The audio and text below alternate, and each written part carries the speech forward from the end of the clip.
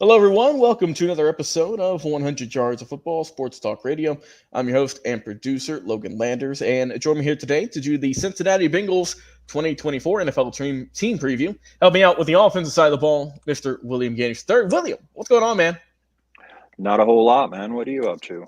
Ah, Anything good? I've been doing good, man. Been doing good out here in Georgia. Just patiently waiting for some rain. It's been hot as can be, but hopefully we get some rain to cool us down and to water the plants and the grass and everything because it's crispy out here. It's hot. The heat's killing us. The humidity is also just sweltering every single day. If you live out here, you just know. So Oh, hopefully we get some rain soon, but hopefully we get to chill on the 4th of July with some fireworks and have a nice time. But after that, then it can rain for the weekend for all I care. yeah, for sure, man. No No, doubt. it's been raining out here too, and that's pretty uncommon. I about to say we'll trade weather with you. How about that?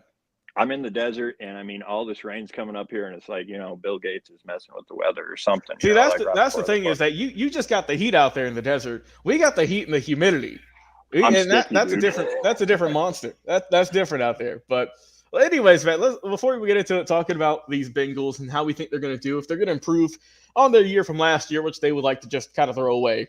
Guys, if you enjoy the episode, like, follow, share, and subscribe. We go live every single week, Facebook and YouTube, and also go download the podcast on all major podcast streaming platforms. All right, William, what you like about this offense, man? It's looking pretty solid. Yeah, it. Well, I mean, this is a Super Bowl contender when Joe Burrow is you know at the controls. Mm-hmm. And he needs to play a full season. That's one thing, I mean, you can see obviously in this draft, Amarius Mims, Georgia, first round. They drafted Eric All, the tight end out of Iowa. He can block, like none other. He might be a little bit overrated, but and got Tanner McLaughlin out of Arizona. That's a tight end I love, but he's a receiving tight end. They signed back everyone. They made the team pretty much what it was. Zach Taylor has done a great job, and signing, getting T Higgins back from the ESPN and the No, and the you're not social kidding. media world, you know.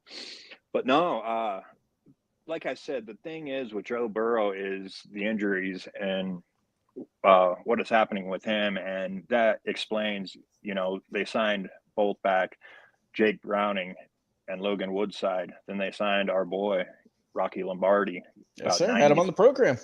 yeah, about 90 seconds after the draft. So that means he was pretty high up there, and that's a guy that he's going to fight for that spot. And when he gets there, he just has that work ethic, and he's a guy that can really come in as a backup and learn and get this thing. He just needs to get Woodside out of the way.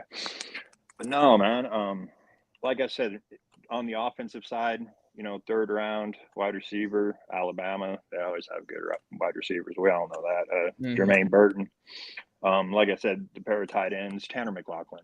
Like I said, seeing him at Arizona with Noah Fafita, I mean, just really, really stood out. He popped on film, and that is one guy that I'm really excited to see here.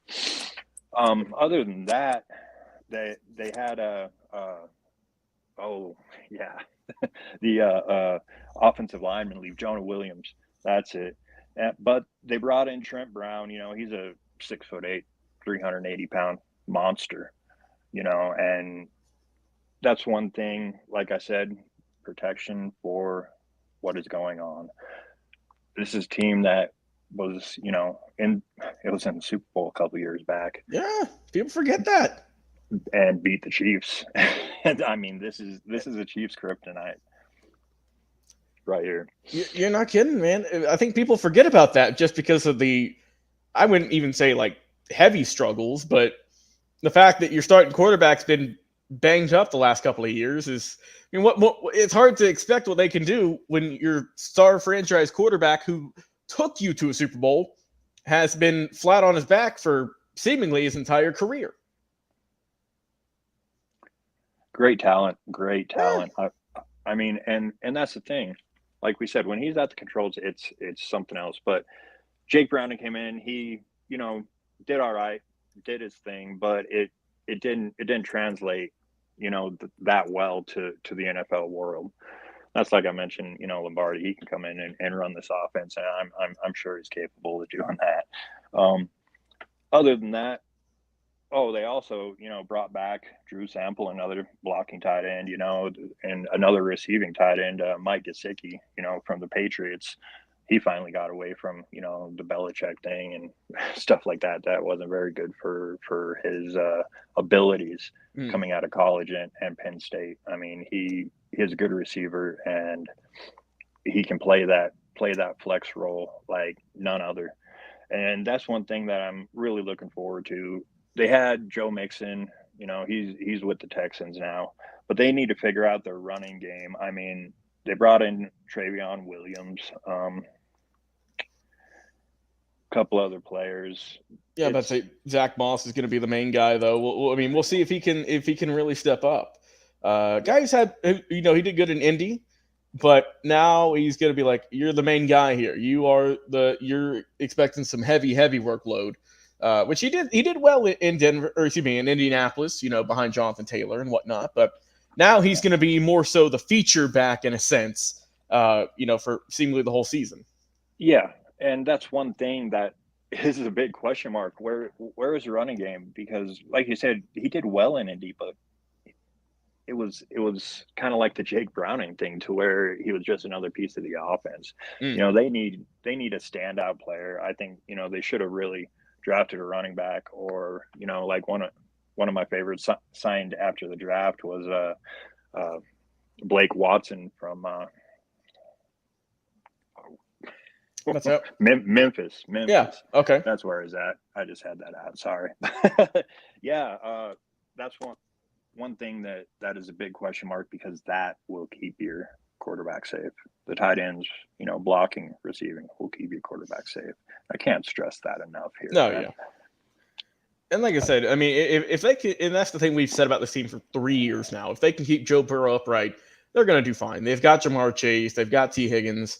You just mentioned Jermaine Burton, who's got a lot of potential. Young guy out of Alabama, drafted him in the 3rd round this past year. And like you said, I like Gesicki. He's a good player. Drew Sample behind him. That's another good quality pickup there. And like you said, I'm looking more so at Orlando Brown Jr., Jackson Carman, Cordell Volson, Cody Ford, Ted Karras, Trey Hill, Alex Kappa, Jackson Kirkland, Trent Brown, and Amarius Mims to do their job this year, and to make sure that their quarterbacks don't get sacked 51 times like they allowed 24 to Browning, 24 to Joe Burrow this past 2023 season, and one to A.J. McCarron, who's still just hanging out. Yeah, that guy just doesn't go away. No. You look away, it's like, oh my God, yeah, he's still playing here. But yeah. No, I think that offensively, the wide receiver room is we all know it's stacked. It's solid. Tight end situation, I like Gesicki. I think he's going to be good. I don't think he's going to be top in the league in anything, though, but I think he'll be middle of the road. Zach Moss, interesting player. Interesting to see how that's going to go. Might take a dip, because I think Joe Mixon, I liked his ability as a dual threat running back, in the sense of he can run and he can catch passes for a good amount of yards too. And I'm not saying that Moss can't do that. Moss last year, we know what he did. 794 yards, 5 touchdowns on 183 carries. And then when you look at his his receiving game last year, only caught 27 passes, which was a career high for 192 yards. I need to see a little more out of that. I need to see a little more, because when you look at how Cincy did with Joe Mixon, when you look at how he did and just the player that he ran for over 1,000 yards last year, 9 touchdowns. And then when you look at his receiving game stats, like I said, he caught 52 catches for 376. So he's got to step it up in both categories if you want to duplicate what you're missing now with Joe Mixon. Yes, sir. And now the defense, they've got some things going on in the AFC. Boy, do they ever. Tell me a little bit about that, man. Well, first and foremost, I think if you're talking about this defense, you've got to mention one guy first and foremost, and that's Trey Hendrickson. You mentioned on offense the media rumors about, is so-and-so going to get traded in T. Higgins, and that was kind of the same scenario with Trey Hendrickson for about 2 weeks or so. And then they said, no, might still be there, but it's pretty much been shut down for the most part. So obviously a guy who had 17 and a half sacks, second in the league last year. Definitely someone who is if you're a fan of the Bengals, hoping has another really quality season. But they also added some pieces this year who I think will help out. Obviously, when you look at this team, they added Sheldon Rankins to the D line. He's coming in 6'2", 305, more so of a run stopper. I think he's going to do really good wonders for that team. You look at the rest of this squad. They've got also really good players in Sam Hubbard, defensive end out there. And like I said, last year, he got 38 total tackles, 6 sacks as well. He's 29. He's got some experience in the league, but we'll see if he can also have another productive year. They've got Cam Sample out there as well, a guy who he's still young. He's still 24, someone who could still break out. They got Chris Jenkins Jr. by way of Michigan. They drafted him second round this year. Exciting to see how he's going to do with Rankins there on that D-line. That is going to be a potentially really good pairing on that unit. You've got B.J. Hill, someone who still, a couple of years in the league. He's big body right there, 6'3", 311. I mentioned Trey Hendrickson. You know what he's about. You've got Miles Murphy as well, a good player who they drafted 2023 out of Clemson. Still waiting for him to break out, though, man. It's a guy who obviously they had a lot of draft stock in. Didn't see a whole lot of action. Didn't do a whole lot last year on the field when you look at how he was. But when you look at how much he played and the stats wise, still didn't really break out, but he's still a really young player, so he's still someone who could look good. Is Miles Murphy, and then when you look at the rest of this team, you've got linebackers and Logan Wilson, Jermaine Pratt, Devin Harper, name a couple, Keem Davis Gaither as well. And then the corner room, you've got Cam Taylor-Britt, Josh Newton, Jordan Battle, and Von Bell helping out your cornerbacks, strong safeties there. They picked up Geno Stone over from the AFC North rivals there in the Baltimore Ravens. Another really good player, I think. So they've added some solid pieces, I think, to this team. And, of course, you got to mention there are two players to mention there, and DJ Turner and Mike Hilton helping out the rest of your team. But I think that overall, Cincy has looked good this year. But the real question, though, William, is we mentioned last year they finished fourth in the division. It's a really good division in the AFC North. They finished in fourth place, but they still had a winning record nonetheless, finished 9-8. How does Cincy line up this year? Do they take home the AFC North in a division that is seeing a lot of additions in terms of Baltimore, Cleveland, Pittsburgh as well? Did they add enough pieces this year to put them over the top and have them either win the AFC North or maybe you get in there as a wild card? What do you think? Well, this is a team, you mentioned all those things, but they've added depth to everything. That's true. To their whole defense, to their offensive line. Like I mentioned before about things gelling, that's one thing that has to happen here. But being, fourth in the NFC North, that gives them an easier schedule than the rest. But they still have the Ravens. That's a buzzsaw, and it's going to be a toss-up to whether they can get through that. The Browns, they're competitive, but the question is, what they did with, Watson and that's a big one. What he's doing. So they have to figure that stuff out. They will be challenging for the title and will be challenging for a playoff spot. Like you said, they finished with the winning record, Jake Browning, but it was just kind of one of those, put this guy in, and he just went through the motions, Yeah, for sure. Kind of in a sense, a system quarterback, which, it's what they needed because their starter went down, and you need guys who can fill in when need be, and he took him to a winning record. He helped him out, and like I said, I know they finished in fourth, but still, winning record is something you can still kind of hang your hat on and say, all right, at least we didn't go below 500. And like you said, because they had the lackluster year last year, now their schedule really reflects it. And it looks, if you're a Cincy fan, this might be a good year for you. Obviously, week one, I think, is going to be a win against New England. They've added some pieces. I don't know if they're quite as good as Cincy yet. Week two, though, you mentioned. Week two, Kansas City. That's going to be fun. That's on the road as well. So that's going to be a hostile environment, fun game nonetheless. I expect that's going to be a good performance there. then I expect some wins against, like I said, they got Washington, Carolina, two teams that they should beat. Baltimore's going to be a tough one. New York, kind of not sure about with the Giants. Cleveland's going to be a good matchup. The Eagles are going to be a good one. The Raiders as well. This team, or should be this schedule, when you look at it, it's more so the first and the last half. It's more so in their favor, I would say. But the middle section, the middle of the road, that's where it gets tough for this team.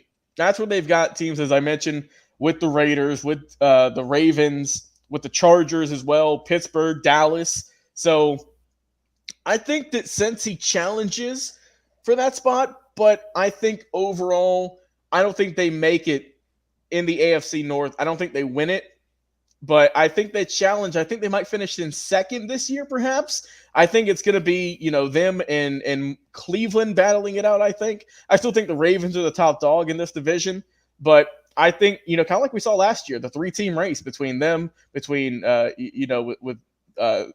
Pittsburgh. I think them and Pittsburgh, that's going to be a good matchup. And also Cleveland, those are going to be the three teams fighting it out for, 2 through 4, like we saw last year. And we'll see who comes out on top. But I think overall, if you're a Bengals fan, it's gonna be a better season than last. But like I said, like we both said at the top, it won't mean nothing if your quarterback ain't healthy. Yeah, and you mentioned, that the middle part of their schedule is a tough part. That's better than most of these schedules because It is. the NFL lines it up to where most of the division games usually are at the end, and that's just getting over the hump. Mm-hmm. And if they get over that, get through it, they can definitely make a run at the end and maybe make it memorable. Maybe so. And hey, also be sure to tune into the games, especially I would say more so preseason, but I'm sure he'll see some time in the regular season if there's a big blowout for our boy Rocky Lombardi, who once again you can go check out the interview we had with him before the draft. So we'll definitely be checking out the preseason for him and rooting him on from our couches this upcoming season. So a little bit of a nudge to him, and we hope he has a great first year in the league. But hey, William, we got to get out of here, man. I appreciate you coming on the show, talking about the Cincinnati Bengals and how we think they're going to do this upcoming season. Also, we got some quick comments here from Mr. Turner coming in saying Jamar Chase is elite. You're not kidding. That man is top, I would easily say top 3 receiver in the league, if not top 1. That guy is special. I compared, Rocky Lombardi. I said he was the most Josh Allen-like prospect since Josh Allen. Yeah, and here we are. That is one thing, but he has supremely better touch. And that would, with T. Higgins and Jamar Chase out there, if he gets a chance, man. Just give the kid a chance. That's all. That's what we've been saying. Just give him a chance. Like I said, I think preseason is a chance that we've seen him, we've studied him, we've talked to him. We know that he's a talented player. And I think preseason now is where people and those who aren't familiar with this game, they're going to see, hey, the Bengals got themselves a really young quarterback here, really good quarterback, helping them out hopefully in the future. But for now, hey, I know he's just happy to be him on the ride, and we're happy to watch him, each and every week throughout his progression as an NFL quarterback. So it's going to be fun, though. But once again, William, appreciate you coming on the show, my friend.